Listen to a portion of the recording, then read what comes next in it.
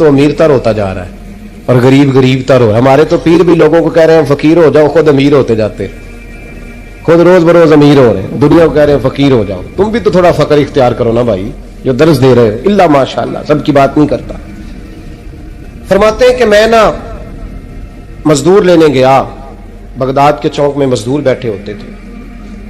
میری ان مزدوروں میں سے نا ایک نوجوان بچے پہ نظر پڑی. بڑا کمزور سا وجود تھا لیکن چہرے پر عبادت کا نشان تھا. ماتھا بتاتا تھا کہ نماز کا بڑا خیال رکھتا ہے. میں اس کے قریب گیا. چہرے بھی بڑا کچھ بتاتے ہیں نا, چہروں میں بھی بڑی رانائی ہوتی ہے. فرماتے ہیں میں قریب گیا, میں نے اس کو کہا بیٹے مزدوری کرو گے؟ تو کہنے لگا مزدوروں میں بیٹھا ہوں تو حضور مزدوری کے لیے ہی تو بیٹھا ہوں. تو میں نے کہا کہ چلو پھر. کہنے لگا نہیں میری کچھ شرطیں. میں نے کہا بتاؤ. کہنے لگا پہلی شرط یہ ہے کہ لوگ 4 دینار دیہاڑی لیتے ہیں, میں 3 دینار لوں گا. میں نے کہا یار بھائی تو بڑی بہترین ہے, باقی بھی اس طرح کی رکھ لیں. اس نے کہا حضور دوسری شرط یہ ہے کہ میں آپ کی مکمل بات مانوں گا لیکن جب اذان ہو جائے گی پھر آپ کی نہیں سنوں گا. تیسری بات اس نے یہ کی کہ حضور میں آپ کے گھر میں کام کروں گا پر آپ کے کسی سوال کا جواب نہیں دوں گا. کہتے میں نے کہا یار تو بڑا عجیب ہے, شرطیں تو مالکوں کی ہوتی ہیں. کہنے لگا جی بہرحال میں شرطیں لگا کے جاتا ہوں. فرماتے میں اسے گھر لے آیا. کام میں نے اس کو بتایا تو جو کام مزدور سارے دن میں کرتا ہے نا اس نے 2 گھنٹے میں ہی کر دیا. ہمارے مزدور سگریٹ پینے میں بھی تو آدھا گھنٹہ لگاتے ہیں نا, وہ چائے پینے جائیں تو پونا گھنٹہ. وہاں ان کو بھی تو دیانتداری کرنی چاہیے کہ نہیں کرنی چاہیے؟ معاہدہ کیا ہے نا جی, تو پورا اترنا چاہیے نا. کہتے 2 گھنٹے میں. اب کام جب بندہ شروع کراتا ہے تو کام اور نکل آتا ہے. کہتے کام میں نے اس کو اور بتا دیا, وہ کرنے لگا. اس نے مٹی نکال کے رکھی تھی باہر رستے میں, تو اذان ہو گئی زور کی. اس نے وہیں کدال چھوڑی کئی اور چلنے لگا. تو میرا بیٹا کہنے لگا اس کو ذرا برابر کر دو. کہنے لگا چپ کر جا, تیرے باپ سے بات ہوئی تھی, جب اذان ہوتی ہے تو میں کسی اور کی نہیں سنتا, صرف اللہ رسول کی سنتا ہوں. کہتے مسجد چلا گیا, نماز پڑھ کے آیا تو دوپہر کا وقت تھا. میری بیوی کہنے لگی اس کو کھانا کھا لے. کہتے ہم نے کہا کھانا کھا لو. تو کہنے لگا میں نے روزہ رکھا ہوا, رمضان بھی نہیں تھا, نفلی روزہ رکھا ہوا. فرماتے ہیں شام ہوئی, میں نے 3 دینار دیے. تو میں نے کہا تیرا نام کیا ہے؟ کہنے لگا میں نے آپ سے کہا تھا میں کسی سوال کا جواب نہیں دوں گا. تو وہ چلا گیا. اگلے دن میں پھر لینے گیا اسے, کام کچھ اور نکل آئے. تو لوگوں نے بتایا وہ صرف ہفتے والے دن آتا ہے. میں نے کہا کیوں؟ کہنے لگے جی وہ کہتا ہے میرا ہفتے کا خرچہ 3 دینار ہے, جب 3 دینار کما لیتا ہوں تو باقی سارا ٹائم اللہ رسول کی ذکر میں گزار دیا کرتا ہوں. فرماتے ہیں جی اگلے ہفتے میں پھر لینے گیا. میں نے پورا ہفتہ انتظار کیا کہ کام اسی سے کرانا ہے. میں جب گیا تو میں نے کہا چلو. کہنے لگا میری شرطیں یاد ہے نا؟ اور میں نے کہا یاد ہے بھائی, ساتھ چل. فرماتے ہیں کام کرایا. 2-3 ہفتے وہ آتا رہا. ایک ہفتے میں گیا تو لوگوں نے کہا حضور آج نہیں آیا. کیوں؟ کہنے لگے بیمار ہو گئے. کہاں گھر ہے؟ کہنے لگے بغداد کے قبرستان کے پیچھے جو کچی آبادی ہے اس میں رہتا ہے. فرماتے میں گیا, دروازے پہ دستک دی تو کہنے لگا حضور آپ ہیں؟ دروازہ کھلا ہے, آ جائیے. فرماتے میں اندر گیا تو میں نے کہا تمہیں کیسے پتا چلا میں آیا ہوں؟ کہنے لگا حضور اللہ والے ہو, آپ نہیں آنا تھا, ورنہ امیر تو غریبوں کا پتہ لینے کوئی نہیں آتے. کہتے میں قریب گیا تو کہنے لگا میں آپ کا انتظار کر رہا تھا, تیز بخار ہے, تپ رہا. جیب سے کچھ پیسے نکالے. کہنے لگا یہ پیسے رکھ لیں. ایک انگوٹھی نکالی. کہنے لگا حضور آج رات کو میرا انتقال ہو جائے گا, ان پیسوں کا کفن خرید کے صبح جنازہ پڑھ کے مجھے دفن کر دینا, اور جب دفن کرو تو یہ انگوٹھی لے کے عصر کے بعد ہارون رشید کے پاس جانا. آپ اسے کہنا میں نے ملنا ہے, پر وہ آپ کو ٹائم نہیں دے گا. آپ اس کو آواز دیجیے گا کہ تیری ایک امانت ہے میرے پاس. پھر وہ آپ سے ملے گا تو انگوٹھی دے دیں, پھر آپ میری طرف سے فارغ ہیں. حضرت فرمانے لگے تیرا نام؟ اور کہنے لگا حضور وقت تھوڑا ہے, آج رات میں نے جانا ہے, بڑی لمبی معافی مانگنی ہے رب کریم سے, اگر مناسب سمجھے تو مجھے اپنے رب سے تنہائی کرنے دیں. فرماتے ہیں میں آ گیا اور اس کی باتوں نے مجھے ساری رات سونے نہیں دیا. فرماتے ہیں صبح بڑی مشکل سے سورج نکلا, میں گیا دروازے پہ ہاتھ رکھا تو دروازہ کھلا ہوا تھا. اندر داخل ہوا تو خوشبوئیں میرا استقبال کر رہی تھی. جب چہرے سے کپڑا ہٹایا تو اس کا تو انتقال ہو چکا, انتقال ہو چکا, ایسے جیسے کسی کا دیدار کر کے سویا. کہتے میں تو 2 آدمی لے گیا تھا جنازے پہ, پر پتہ نہیں دنیا کدھر کدھر سے آئی, کہاں کہاں سے. اکھاں جدو میٹیاں زمانہ مینوں روے گا, अपना ते अपना बेगाना मैनू रोवेगा, अपना ते अपना। और मियाँ साहब ने कहा था बाद मरन दे मुखड़ा मेरा हो जावे जे ताजा, फिर समझ लेना महबूब मेरे ने आन पड़िया जनाजा। और किसी उर्दू के शायर ने कहा था मेरे मरने पे हर सू शोर मच जाएगा देखोगे, अल्लाह मेरे मरने पे हर सू शोर मच जाएगा देखोगे, कहने अलविदा सरकार खुद तशरीफ लाएंगे। फरमाते हैं मैं तो 2 बंदे ले गया था पर पता नहीं मखलूक कहां कहां से आई। जनाजा पड़ा, दफन किया। हारून रशीद के पास में असर के बाद गया, मैंने बुलाना चाहा पर बादशाह था, मेरी तरफ देखा ही नहीं। मैंने उसको कहा तेरी ये कमानत मेरे पास है। फरमाते हैं मुझे कोने पे ले गया, क्या बात है, कमरे में बुलाया, मैंने अंगूठी दी। हारून रशीद तो चीखे मारने लगा, कहने लगा अंगूठी वाला कहाँ है? मैंने कहा वो तो इंतकाल कर गया। कहने लगा मुझे कब्र पे ले चल। कहते मैं कब्र पे लाया तो वो लेट गया, तड़प के रोने लगा। मैंने कहा मेरा कलेजा फट जाएगा, ना उसने कुछ बताया ना तूने बताया, ये कौन था? तो हारून रशीद कहने लगा ये मेरा बेटा था। मैंने कहा तेरा बेटा और मजदूर?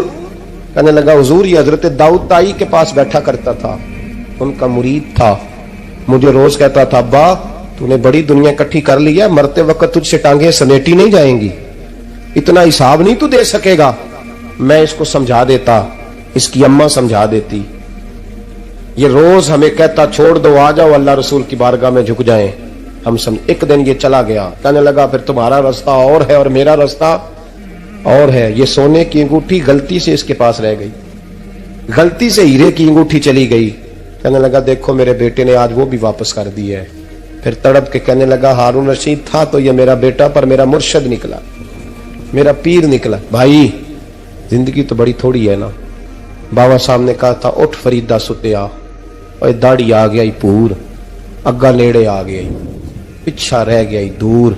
उठ फरीदा सुत्या खलकत वेखन जा, मते कोई मिल जाई बख्शिया ते तुम ही बख्शिया जा।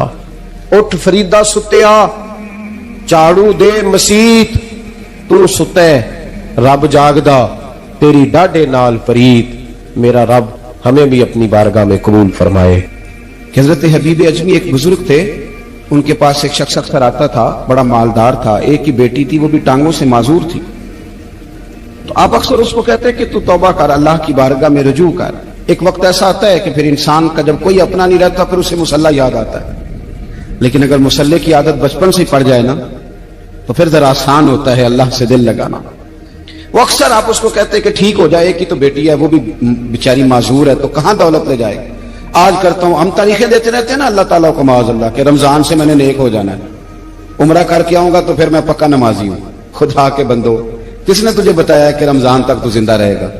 किसने खबर की कि उम्रा करने तक तू बचेगा? हजरत हबीब अजमी उसको कहते तो कहता बड़ी जल्दी ठीक हो जाऊंगा। एक दिन सवेरे सवेरे तौबा करने आ गया। आपने फरमाया क्या हुआ? तो कहने लगा हजरत जी कल 15 साल का नौजवान मिला है और मुझे तौबा करा गया। मजा इस उम्र में अल्लाह अल्लाह करने का, नबी करीम से मोहब्बत भी करनी हो तो यही उम्र है। इश्क लगा सी खेडा खेड दी नूं ते फिर मैनू खेडा भुल गईयां। कज्जल पाया सी मैं यार दे वेखणे नूं, फिर ओदी याद विच रोंदियां ही डुल गईयां। हैदर शाह इस गली कदे ना रुलदी, पर हुण ते रुलदी रुलदी रुल गईयां। जिन लोगों ने अबू जाल को कत्ल किया था उनकी उम्र भी 15 साल थी। हम तो बड़े नहीं ना होते सारी जिंदगी, ना हमें को बड़ा होने देता है, हम बड़े ही नहीं होते। यही तो उम्र है कुछ कर गुजरने।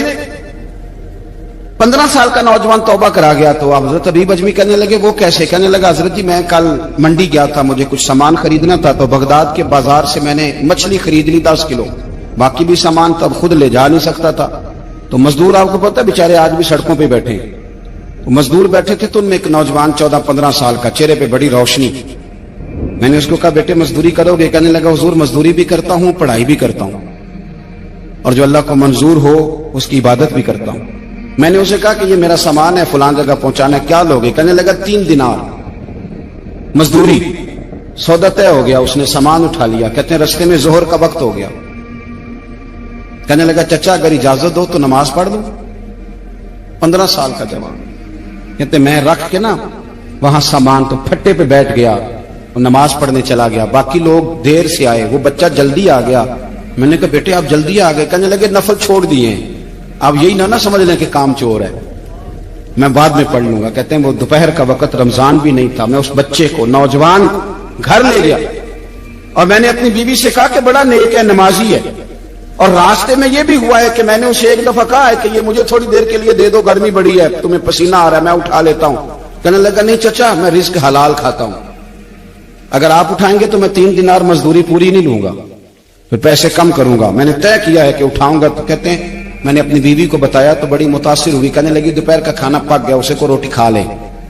رمضان بھی نہیں تھا. کہتے ہیں میں باہر نکلا, اس کو 3 دینار تھمائے, تو میں نے کہا بیٹے ایک بات میری مانو گے؟ کہنے لگا بتائیے.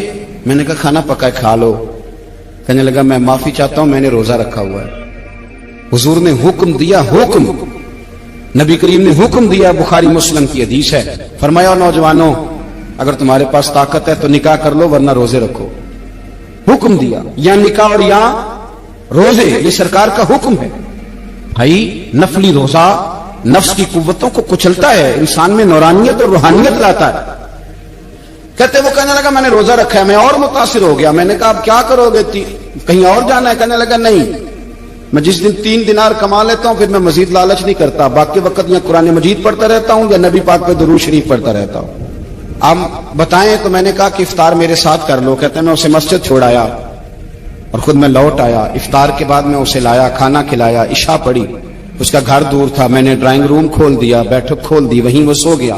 میری 20 سال کی معذور بچی کبھی چل نہیں سکتی تھی, کوئی طبیب کوئی حکیم میں نے چھوڑا نہیں تھا, اس کو دکھایا نہ ہو. ایک ہی بیٹی, وہ بھی معذور پیدائشی.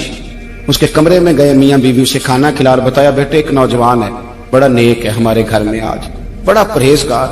پتہ حضور نے کیا فرمایا؟ نبی کریم فرماتے ہیں جب نوجوان اٹھ کے تہجد پڑھتا ہے نا نوجوان, تو اللہ فرشتوں کے سامنے اس نوجوان پر فخر فرماتا ہے. اللہ فخر کرتا ہے کہ عمر دیکھو اور دیکھو یہ میری بارگاہ. اللہ فخر کرتا ہے, اللہ یعنی خدا خود میرے مجلس بود, اللہ فخر کرتا ہے. اب سوچے, تو ہم نے اپنی بیٹی کو بتایا کہ نوجوان اور بڑا نیک ہے. تو کہتے ہیں وہ کھانا کھلا کے ہم واپس آ گئے. آدھی رات کا وقت ہوا تو دروازے پہ دستک ہوئی. بچی اپنے کمرے میں سو رہی تھی, ہم اپنے کمرے میں, وہ بیٹھک میں. گھبرا کے اٹھے کہ اس وقت کون ہے دروازے پہ؟ تو بیٹی کہنے لگی ابا دروازہ تو کھولنا. کہتے ہیں دروازہ کھولا تو 20 سال ہو گئے تھے بیٹی کو, کبھی اس نے چل کے نہیں دکھایا تھا, کبھی دوڑ کے ادھر جاتی, کبھی ادھر آتی. کہتی الحمدللہ اللہ نے میری ٹانگیں ٹھیک کر دی. ہم دونوں رونے لگے, اے اللہ تو کتنا کریم ہے, کیسے ہوا بیٹے سارا کچھ؟ بیٹی کہنے لگی ابا آپ نے کہا تھا نا کہ نیک نوجوان آیا ہے, تو میرے دل میں خیال آیا اللہ اگر واقعی نیک ہے تو اس کے صدقے مجھے شفا ہی دے دے. یا ایھا الذین آمنوا اتقوا اللہ وابتغوا الیہ الوسیلہ. تو کہنے لگی ابھی میری دعا بھی پوری نہیں ہوئی تو رب کریم نے فضل کیا ہے اور مجھے شفا عطا کر دی. کہتے ہم دوڑ کے اس کے کمرے میں گئے اور جب ہم نے ہاتھ رکھا تو دروازہ پہلے سے کھلا تھا. ایک خط چھوڑ گیا تھا. آج کل کے پیر کی کرامت ہوتی تو فیس بک پہ دے دیتا, باقیوں کو بھی ذرا پتہ چلے. کہتے ہیں وہ خط چھوڑ گیا اپنے بستر پہ کہ اگر تم لوگوں کو مجھ سے محبت ہو گئی ہے تو میرے پیچھے نہ دوڑنا, اس رب کی بارگاہ میں جھکنا جس رب نے میرے اوپر بھی فضل فرمایا ہے اور آپ پر بھی کرم فرمایا. میرے نوجوان دوستو, یہ جو بچپنا ہمیں لوگ کہتے ہیں نا ابھی بچے ہو, ابھی جب آپ بالغ ہو گئے تو نماز فرض ہو گئی, سچ بولنا ضروری ہو گیا, رزق حلال کھانا ضروری ہو گیا. حضرت ابو ذر غفاری رضی اللہ تعالیٰ عنہ فرماتے ہیں میں اپنے ماتحتوں کے حق میں بڑا سخت تھا, سخت تھی میری طبیعت, میرے غلاموں کی جرت ہی نہیں تھی کہ وہ میرے سامنے گفتگو کر سکیں اور ٹھہر بھی سکیں. فرماتے ہیں جس دن میں کلمہ پڑھنے گیا, جس دن میں حضور کی بارگاہ میں, تو میں نے کہا حضور کوئی خاص نصیحت؟ تو نبی پاک نے فرمایا میری نصیحت تیرے لیے یہ ہے کہ جیسا تو نے کھانا ہے ویسا ہی غلام کو کھلانا ہے, جیسا تو نے پہننا ہے ویسا ہی غلام کو پہنانا ہے. حضرت ابو ذر کہتے ہیں جو میرے اندر کمی تھی وہی میرے نبی نے نصیحت کر دی, جو میرے اندر کوتاہی تھی وہی غیب جاننے والے رسول نے بتلا دی. فرماتے میں گھر گیا, جب میں جاتا تھا تو ملازموں کا سانس خشک ہو جاتا تھا, وہ کانپنے ہانپنے لگتے تھے کہ جانے اب یہ کیا کرے گا. حضرت ابو ذر غفاری فرماتے میں گیا, ایک شخص سے میں نے کہا کھانا پکاؤ, کھانا پکایا, دسترخوان پہ لگایا اور اپنے سارے ملازموں کو کہا آؤ یار میرے ساتھ بیٹھ کے روٹی کھاؤ, آؤ سارے میرے ساتھ بیٹھ کے کھانا کھاؤ. فرماتے انہوں نے کھانا کھایا, پھر میں ان کو بازار لے گیا, جیسے کپڑے میں پہنتا تھا ویسے میں نے ان کے لیے بھی خریدے. فرماتے ہیں میرے غلام کہنے لگے آقا خیر تو ہے نا, خیریت تو ہے نا, کیا ہوا, مزاج مبارک تو ٹھیک ہے, کیا ہو گیا؟ اور یہ جو ہم فضا کو اتنا خوبصورت دیکھ رہے ہیں, اور یہ جو ہم اتنی پیاری ریمجھم برستی دیکھ رہے ہیں یہ جاری رہے گی یا ایک دن کی ہے؟ تو حضرت ابو ذر غفاری رو پڑے، کہنے لگے اب تمہیں ابو ذر غفاری بدلا ہوا ملے گا، اس لیے کہ اب میں وہ نہیں رہا، اب میں رسول اللہ کا کلمہ پڑھ کے غلام مصطفیٰ بن گیا ہوں، اب میں بدل گیا ہوں، میری طبیعت بدل گئی۔ غلاموں کے حق میں حضرت مولا علی شیر خدا غلام کو لے کر کے گئے دکان پر، حضرت مولا علی غلام کو لے کر گئے کپڑے کی دکان پر، 2 جوڑے خریدے، ایک کم قیمت کا ایک زیادہ قیمت کا، ایک کم قیمت کا ایک زیادہ قیمت کا، 2 جوڑے خریدے۔ جب واپس لوٹے تو غلام سے کہنے لگے تو اپنا لے لے۔ غلام کو پتا تھا کہ اس زمانے میں ہوتا کیا تھا، اس نے کم قیمت کا جوڑا اٹھایا۔ حضرت علی فرمانے لگے عجیب آدمی ہے، یہ تو تیرا نہیں، یہ تو میرا ہے۔ اس نے کہا حضور کس طرح سے؟ آپ فرمانے لگے تیرے لیے قیمتی جوڑا اس لیے خریدا ہے کہ تو جوان ہے، اور میں نے اپنے لیے اس لیے چھوٹا خریدا ہے کہ میں تو اب بوڑھا ہو گیا ہوں، مجھے تو حاجت نہیں۔ کہنے لگا حضور بوڑھے اور جوان کا مطلب نہیں، آپ علی ہیں، من کنت مولا فہذا علی، علی مولا، علی مولا، آپ چونکہ مولا علی ہیں اور آپ امیر المومنین ہیں، لہذا آپ نے تخت پر بیٹھنا ہے، آپ نے سلطنت کو چلانا ہے، آپ پہ نہیں ہے۔ حضرت علی فرمانے لگے تو میرا غلام بنا ہے نا، تو نے ابھی میرے نبی کا دیدار نہیں نہ کیا، تو بعد میں آیا ہے نا، اگر تو اس دور میں ہوتا تو جان جاتا کہ یہ عمل میرا ہے، پر اس کے پیچھے جو نصیحت کے پھول ہیں وہ مصطفیٰ کے عطا فرمائے ہوئے ہیں۔ تو بھائی یاد رکھیں، نبی کریم سید عالم صلی اللہ تعالی علیہ وآلہ وسلم نے تعین فرمایا مزدور کے حقوق کا، تعین کیا۔ حضرت حکیم بن حزام کہتے ہیں میں حضور کی بارگاہ میں بیٹھا تھا، تو نبی پاک صلی اللہ علیہ وسلم سے میں نے کہا یا رسول اللہ آپ کو کون سا آدمی پسند ہے، کون سا محنت کرنے والا پسند ہے؟ تو حضور نے فرمایا جس کے دونوں ہاتھ کام کریں، دونوں پیر چلیں اور اس کی پیشانی پر پسینہ آئے، وہ بندہ مجھے بڑا اچھا لگتا ہے۔ جس کی پسینہ آئے، آج لوگ مزدوری نہیں کرتے، دائیں بائیں دیکھتے ہیں، لوگ اپنے اندر وہ توانائی، وہ غیرت، وہ خودداری پیدا نہیں کرتے۔ بھائی گردن کو جھکا دیتا ہے خیرات کا پتھر، جہاں میں مانگنے والوں کے سر کبھی اونچے نہیں ہوتے۔ اور ایک بار کہنے لگے غیرت ہے بڑی چیز جہاں نے تگ و دو میں پہناتی ہے یہ فقر کو تاج سردارا، اپنے اندر یہ توانائی پیدا کرنی چاہیے، یہ کوشش کرنی چاہیے۔ میرے نبی کریم صلی اللہ علیہ وسلم نے فرمایا تمہارے بعض گناہ ایسے ہیں جو صرف تم مزدوری کرنے جاؤ گے تو اللہ تمہاری مزدوری کی وجہ سے ہی تمہارے گناہ معاف فرما دے گا، اللہ تمہاری محنت اور کوشش کے سبب سے تمہاری ان غلطیوں سے درگزر فرمائے گا۔ حبیب کریم سید عالم صلی اللہ علیہ وسلم نے فرمایا مزدور جب قیامت کے دن آئے گا، بھئی عالم تو آیا، صوفی تو آیا، درویش تو آیا، صحابہ تو آئے، ان کا آنا تو شفاعت کے لیے شمار کیا گیا۔ میرے مصطفیٰ نے فرمایا جب مزدور آئے گا، مزدور کی سب سے بڑی غلطی یہ ہے کہ مزدور اپنے آپ کو نیچ سمجھتا ہے، مزدور کی سب سے بڑی غلطی یہ ہے کہ یہ اپنے آپ کو چھوٹا سمجھتا ہے، اس کی زیادتی یہ ہے کہ یہ اپنی سوچ کو بڑا نہیں کرتا، یہ سمجھتا ہے نہیں کہ بھئی میں تو 2 ہاتھوں کی محنت کی کمائی کھاتا ہوں، یہ آرزو کرم اور میں آپ سے کروں، یہ بھیک اس کو دیجیے جس کا خدا نہ ہو۔ مزدور کی زیادتی یہ ہے کہ یہ اپنے آپ کو چھوٹا جانتا ہے۔ میرے مصطفیٰ نے فرمایا جب مزدور محنت کرنے والا قیامت کے دن آئے گا تو اس کا چہرہ اس طرح چمکے گا جس طرح 14ویں کا چاند چمکا کرتا ہے، اس قدر اس کا چہرہ چمکے گا جب آئے گا وہ صبح قیامت۔ میرے بھائیو مزدور ایک عظیم شخصیت کا نام ہے، محنت کرنا، اپنے دونوں ہاتھوں سے مشقت کرنا، جدوجہد کرنا۔ مجھے کئی سارے لوگ، میں جب ملک کے مختلف گوشوں میں جاتا ہوں تو کئی سارے لوگ کہتے ہیں آپ کے ابا جی کا مزار کدھر ہے، آپ کس مزار کے سجادہ نشین ہیں؟ تو میں ان سے کہتا ہوں میں سجادہ نشین نہیں، میں تو کسان کا بیٹا ہوں، اور میں اس شخص کا بیٹا ہوں جو رات کو 2 بجے اٹھ کے بھی گھر سے نکلتے تھے 2 نفل پڑھ کے، تو ہم پوچھتے تھے کہ اماں جی ابا جی کہاں گئے؟ تو کہتے تھے چند کھیتوں کو پانی لگانا تھا، اور رات کو رخصت ہو گئے۔ فخر کی بات ہے، یہ اعزاز کی بات ہے، یہ اعزاز کی بات ہے۔ ہم نے ساری زندگی ان کے ہاتھ پہ چھالے دیکھے، لیکن بات لفظ زبان پر یہی دیکھی کہ بیٹا عزت والا وہی ہوتا ہے جو اپنے ہاتھوں سے محنت کر کے روزی کھایا کرتا ہے۔ بھائی یاد رکھیں یہ اعزاز کی بات ہے، اعزاز۔ مزدور کا بیٹا فخر کرے، کسان کا بیٹا ناز کرے، وہ جو آدمی سویرے جاتا ہے ویلڈنگ کا پلانٹ لے کے کام کرنے اس کا بیٹا ناز کرے، وہ جس کا باپ بھاوڑا چلاتا ہے، چھینی چلاتا ہے، تھوڑا چلاتا ہے، وہ ناز کرے۔ اور مزار صرف ان لوگوں کے نہیں ہوتے جو اللہ اللہ کرتے ہیں، ہو کرتے ہیں، وہ تو قابل اعزاز ہے اللہ کے بندے، ان کے بھی مزار ہوتے ہیں۔ مزار وہ بھی ہوتا ہے جس کو میرے مصطفیٰ نے فرمایا القاسم حبیب اللہ، جو محنت کرتا تھا، ہاتھوں سے جدوجہد کرتا تھا، وہ بھی تو اللہ کا دوست ہے نا، اس کا بھی تو مزار ہے نا، اس کی بھی تو قبر پر انوار ہے جو اللہ کا محبوب ہو کے گیا۔ تو بھائی اپنا اعزاز جانے سمجھے اس بات کو۔ میرے مصطفیٰ کریم صلی اللہ علیہ وسلم مزدور کو عزت دیتے، وقار دیتے، اور جو حضور کے گھر میں خادم ہوتے ان کی ناز برداری کرتے. ہمارے گھر میں جو بی بی برتن دھوتی ہے وہ ہمارے ساتھ بیٹھ کے روٹی نہیں کھا سکتی، اس کو یہ اجازت نہیں ہوتی. ہمارا جو مزدور ہوتا ہے نا، ایک صاحب کہنے لگے یہ بچہ میرے پاس کام کرتا ہے، اس کے ابا جی بھی کرتے تھے. تو میں نے کہا اس کا مطلب یہ ہے کہ تم نے آگے نہیں بڑھنے دیا. تم نے کہا مزدور ہی رہنا ساری زندگی، یہی رہنا میرے پاس، آگے نہ بڑھنا. میرے مصطفیٰ کریم سید عالم صلی اللہ علیہ وسلم کے پاس جو لوگ کام کرتے تھے، محنت کرتے تھے، مشقت کرتے تھے، ہمارا ملازم ڈرتا ہے، کامتا ہے، وہ بات کرتا ہے تو صاحب جی کہتے کہتے زبان تھکتی ہے، 100 دفعہ موڈ کو دیکھتا ہے، گالیاں کھاتا ہے بیچارہ، اس کی عزت نفس کو اچھالا جاتا ہے، اس کو رسوا کیا جاتا ہے، اور وہ بیچارہ رات کو رضائی میں منہ دے کے روتا ہے کہ یار میرے نصیب صرف اس لیے کمزور ہیں کہ میں غریب کے گھر میں پیدا ہوا ہوں. ہم احساس نہیں کرتے، اور مزدور کو کبھی موقع مل جائے جان چھوٹنے کا تو بھاگ جاتا ہے. ہمارا کردار اور اخلاق ایسا نہیں ہوتا. حضرت زید بن حارثہ رسول اللہ کے غلام تھے، نبی پاک کے گھر میں جھاڑو دیتے تھے، برتن مانجتے تھے. یہ بچپن میں اپنے قبیلے سے گم ہو گئے تھے، کسی نے اغوا کر کے لا کر کے بیچ دیا تھا، گم ہو گئے تھے. حضور کی بارگاہ عالی مرتبت میں لائے گئے. حضرت زید بن حارثہ سارا دن کام کاج کرتے. کوئی آدمی آیا ان کے علاقے کا، مکہ مکرمہ، ان کو پہچان کر واپس گیا ان کے قبیلے میں اور جا کے بتلایا کہ تمہارا بیٹا تو محمد ابن عبداللہ صلی اللہ علیہ وسلم کے پاس. اس وقت حضور نے ابھی اعلان نبوت نہیں فرمایا تھا. ان کے والد حارثہ چچا لینے آئے اور نبی پاک کے پاس آئے تو 2 تھیلیاں اشرفیوں کی بھر کے لائے.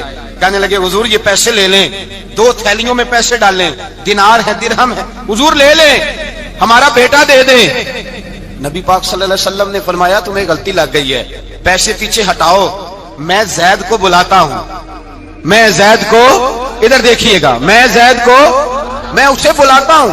اگر وہ جانا چاہے تمہارے ساتھ تو مجھے اعتراض نہیں، لے جانا.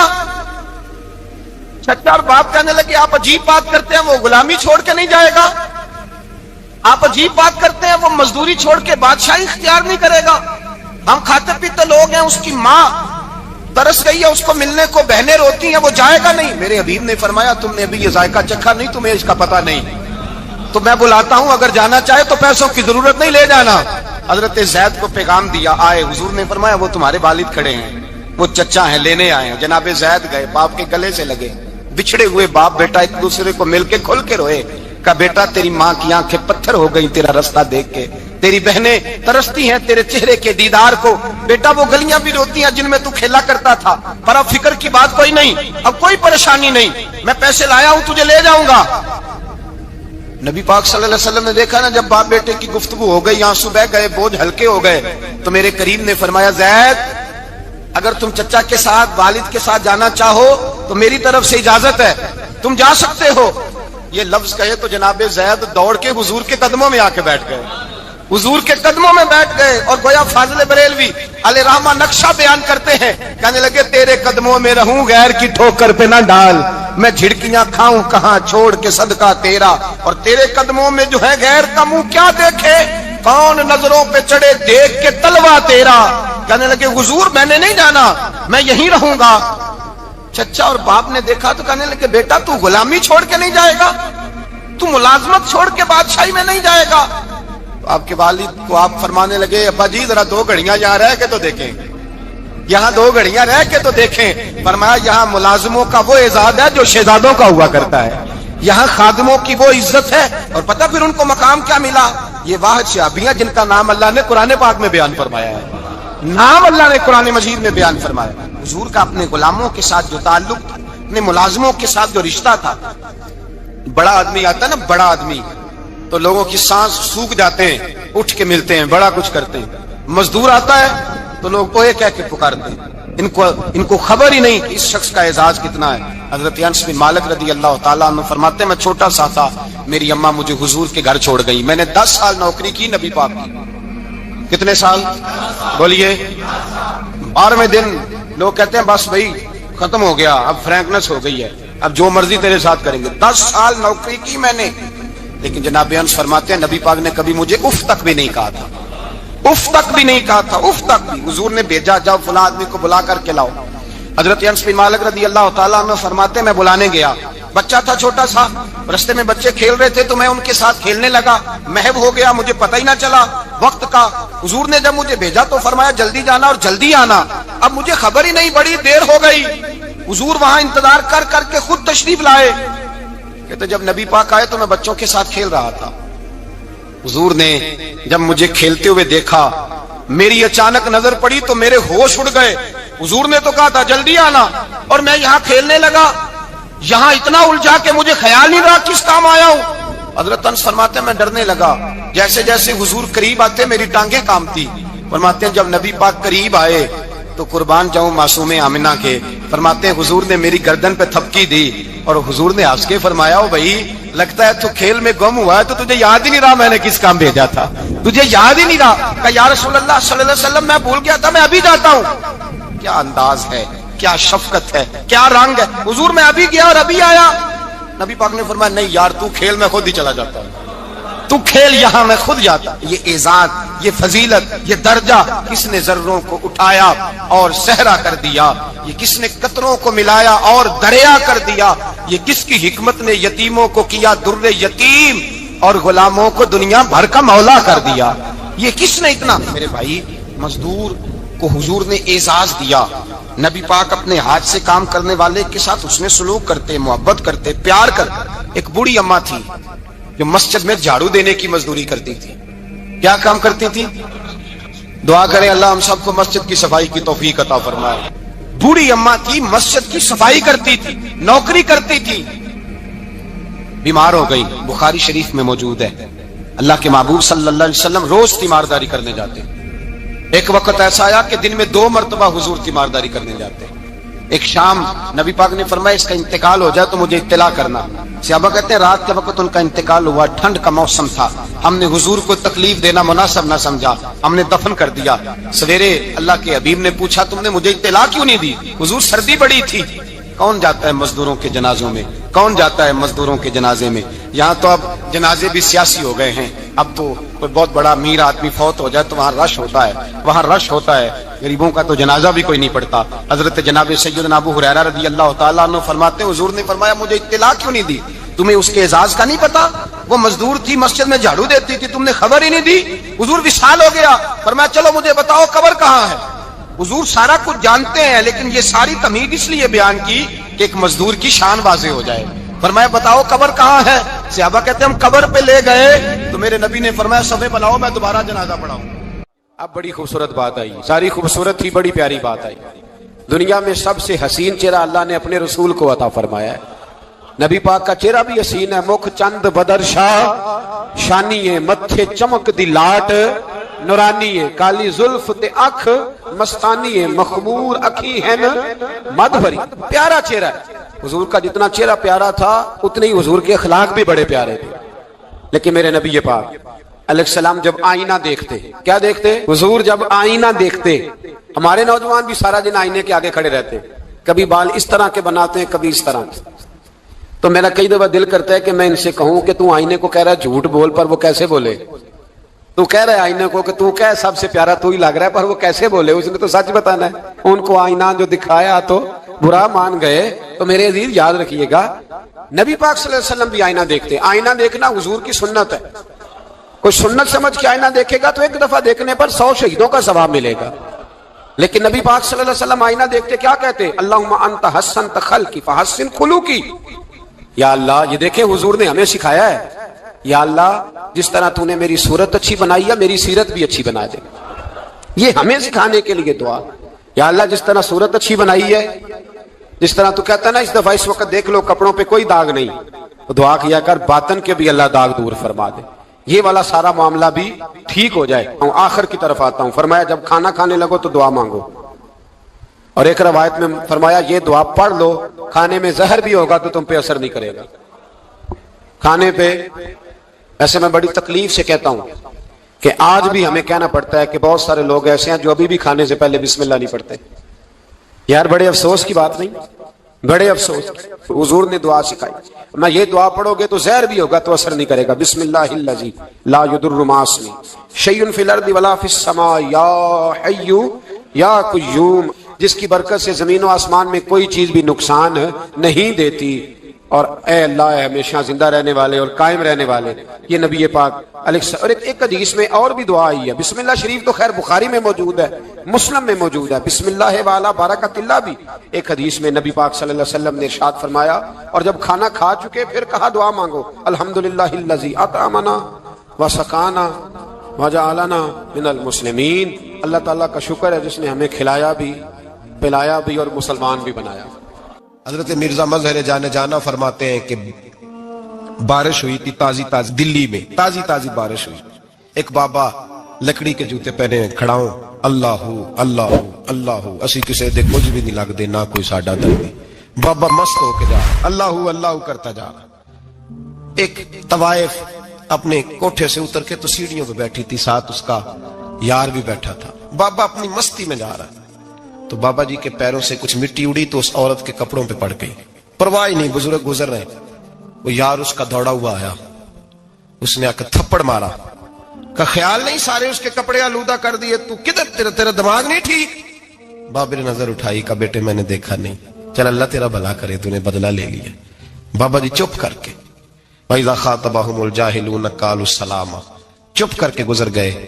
ٹھنڈ کا موسم تھا، بارش تازہ ہوئی تھی، حلوائی دودھ کاڑ رہا تھا، اس نے بٹھایا بابا جی کو پھٹے پہ، پیالہ پکڑا، دوڑ کے آگے بڑھا، بزرگ آ گئے، آئیے بیٹھیے، دودھ کا گرم گرم پیالہ شکر ڈال کے دیا، بابا جی نے دودھ پیا، پھر نظر جھکی، پھر رنگ بدلا، کہنے لگے مالک تو کتنا بے نیاز ہے، کہیں تھپڑ مرواتا ہے، کہیں دودھ پلاتا ہے، تیری بے نیازی ہے نا، ادھر تھپڑ مروایا یہاں دودھ پلایا، تو ہی جانتا ہے تیرے رنگ کیا ہے۔ ابھی بابا وہیں بیٹھا تھا، توڑے آئے، پیچھے سے لوگ، شور ہوا، بابے کو دبوچ کے وہاں لے گئے جہاں اس نوجوان نے تھپڑ مارا تھا، کہا تو اللہ کا بندہ ہے، اللہ کے بندے بد دعا تو نہیں دیتے، ہوا کیا؟ کہا تو نے بد دعا دی ہے؟ کہا نہیں دی، بات بتاؤ۔ کہنے لگے اس نے تجھے تھپڑ مارا ہے، چھت پہ چڑھا ہے، پیر پھسلا ہے، گردن کے بل گرا ہے، منکا ٹوٹ گیا، مر گیا ہے، تو نے بد دعا دی ہے۔ بابا جی کہنے لگے یار میں نے تو دوسرا لفظ بھی نہیں کہا، بھلا ہو کہہ کے گزرا ہوں، میں نے نہیں بد دعا دی۔ کہا تو نے دی ہے تبھی تو مر گیا، کہا نہیں دی۔ کہا بابا تو بزرگ آدمی ہے، سچ بول۔ تو بابا جی کہنے لگے سچ سنو، پھر میں آ رہا تھا، میرے پیروں سے مٹی اڑی، اس کے یار کے کپڑوں پہ پڑی، اسے برا لگا، اس نے مجھے مارا، جب اس نے مجھے مارا تو میں کوئی لاوارث تو نہیں تھا، جب اس نے مجھے مارا تو میں کوئی لاوارث تو نہیں تھا، مجھے دشمنوں نہ چھیڑو، میرا ہے کوئی جہاں میں ابھی پکار لوں گا، نہیں دور ہے مدینہ، اس نے مجھے مارا تو میں کوئی لاوارث تھا کہ میرا بدلہ کوئی نہ لیتا، اس نے مجھے مارا ہے تو میرے یار کو برا لگا تو اس نے اسے مار دیا ہے، میری تو غلطی کوئی نہیں، یاروں کا جھگڑا ہے، یہ تو دوستوں کا جھگڑا ہے، یہ تو یاروں کا جھگڑا ہے، کوئی غلطی نہیں میری، کوئی غلطی نہیں، خش جنہ قدر نہیں میرا، اے میرے صاحب نو وڈیائیاں، میں تے گلیاں دا روڑا کوڑا، میں گلیاں دا روڑا کوڑا، مینوں محل چڑھایا ہے سائیاں، مینوں محل چڑھایا ہے سائیاں۔ فرمایا اس نے مجھے لوارث سمجھا تھا کہ تھپڑ مار کے گزر جائے، میرا کو پوچھے گا ہی نہیں۔ میرے رسول پاک علیہ السلام کے بارے میں رب فرماتے ہیں ابھی میں تو تیرے ہوتے ہوئے کافر کو سزا نہیں دیتا کہ تو موجود ہے۔ یاد رکھیں حضرت فضیل بن عیاض فرماتے ہیں ایک جوان تھا، مسجد میں آیا، لوگوں سے کہنے لگا روٹی کھلاؤ، کسی نے توجہ نہ کی، اس نے کہا میں رب بتانے والا ہوں، میری طرف دیکھو تو صحیح، کسی شخص نے خیال ہی نہ کیا۔ پھر اس نے کہا یار تھوڑا سوچو، نمازیوں سے کہا، اہل علاقہ سے کہا، انہوں نے کہا تیری طرح کے بڑے درویش دیکھیں۔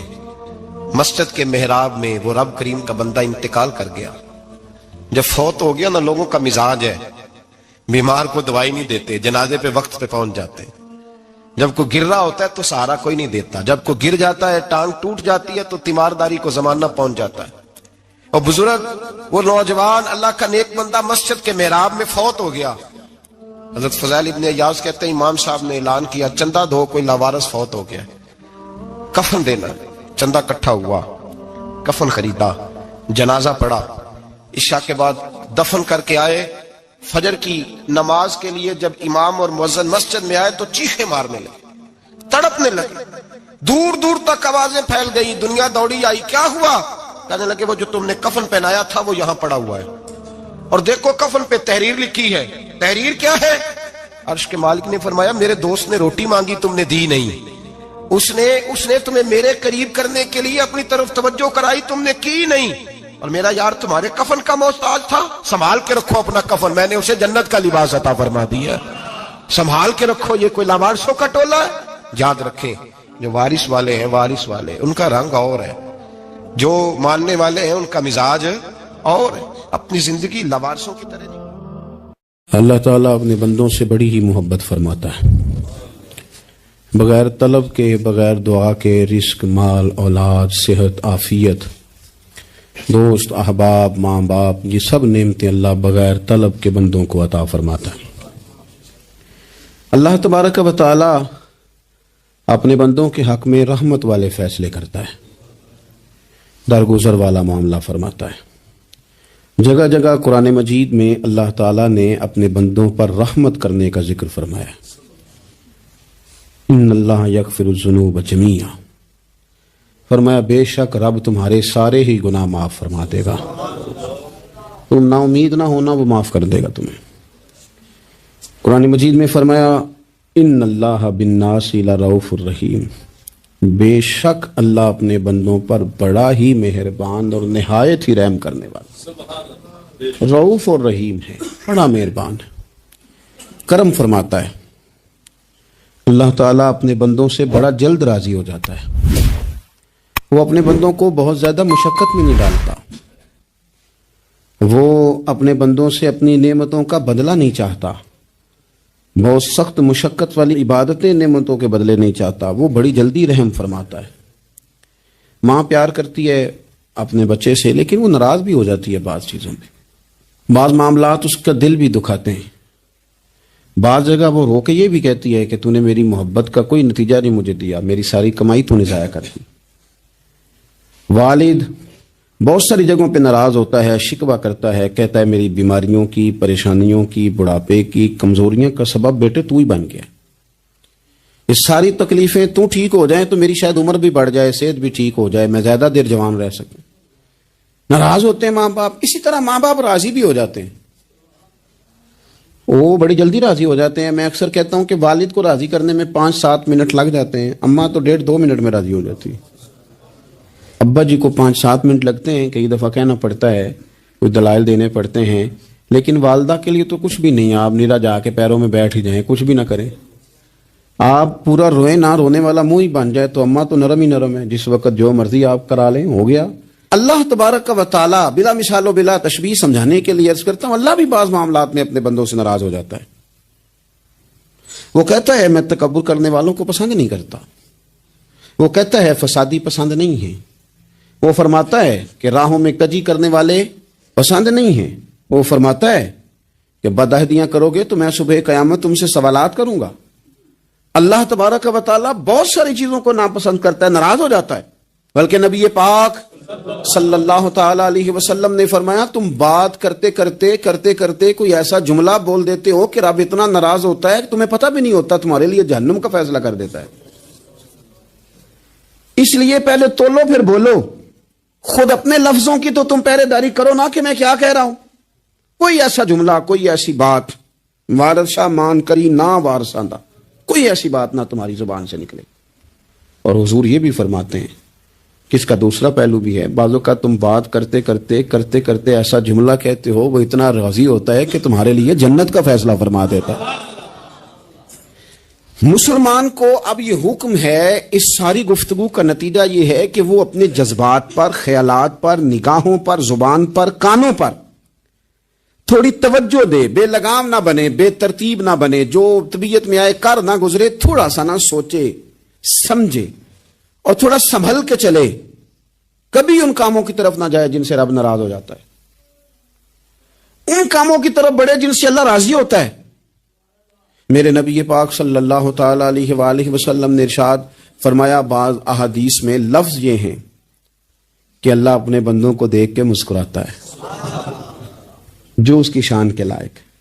جس ترتیب سے ہم مسکراتے ہیں، جس ترتیب سے ہم روتے ہیں، جس ترتیب سے ہم کسی بات کا اظہار تشکر کرتے ہیں، خدا ان باتوں سے پاک ہے۔ اب بہت ساری حدیثوں میں آیا کہ وہ مسکراتا ہے، تو کیا مطلب ہے مسکرانے کا؟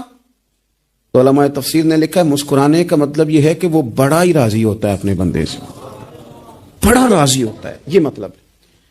ایک تو مسکرانے کا مطلب یہ کہ وہ بڑا راضی ہو گیا، بڑا راضی ہو گیا، وہ مسکرا دیا اپنے بندے پہ، اور ایک اس کا معنی خود نبی پاک صلی اللہ تعالی علیہ وسلم نے بیان فرمایا، مسند امام احمد بن حنبل میں حدیث ہے، حضور سید عالم علیہ السلام سے صحابہ نے پوچھا یا رسول اللہ شہید تو بڑے لوگ ہوتے ہیں، شہیدوں میں افضل کون ہے؟ تو اللہ کے حبیب علیہ الصلوۃ والسلام فرمانے لگے وہ والا بندہ جو ڈٹ گیا تھا کافروں کے مقابلے میں، وہ ہلا نہیں، پوری طرح ڈٹ کے جو لڑا وہ شہداء میں افضل ہے۔ حضور فرماتے ہیں وہ جنت کے بالا خانوں میں سیر کرے گا اور رب اسے دیکھ کے مسکرائے گا، رب اسے دیکھ کے مسکرائے گا، اللہ تعالیٰ مسکراتا ہے اسے دیکھ کے۔